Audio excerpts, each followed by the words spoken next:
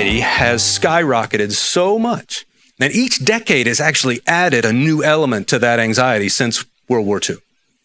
It's been amazing to watch it.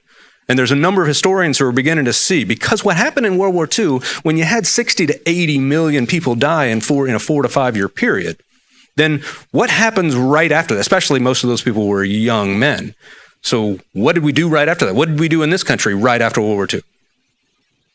Had a bunch of babies, right? Which called the baby boom. And, right, we have more babies than any point ever in history. But now that we know those babies are so fragile, we want to hold on to them.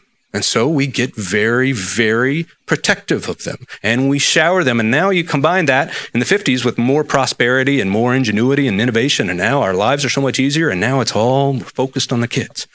Because suddenly you don't have to beat rugs all day as a homemaker. Now you're focused on your kids. And then the 60s changes everything, and now we're all in an upheaval. And then the 70s bring about stranger danger that actually started in the 70s. And then in the 80s, anybody remember 1982?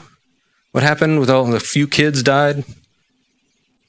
With Tylenol, right? Who remembers that?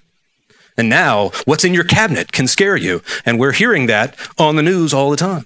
In the 90s, 24/7 news cycle, you're just hearing about horrible things all day long that they have to fill the airwaves with, and we're constantly scared. And the last 20 years has been the explosion of technology. We're going to talk about that in a little bit, more than any of us could have imagined. And now it's everything is all in real time. You can check your kids' grades in real time. At any time, you can see if there's some. This is insane behavior. Do not do this. But they tell us that now we can. That's like watching your stocks all day long, right? It'll just drive you insane. But now we can, and now because we can, we think we should. It's all anxiety, all the terrible things could happen to our kids at any time. It's no wonder that we want to keep them small and safe forever. That's why when I ask you that question about, do you want your kids to leave? I got to tell you, that answer, how quickly you raised your hand and how many of you raised your hand, has changed since we started doing this 10 years ago. It's not as quick as it used to be.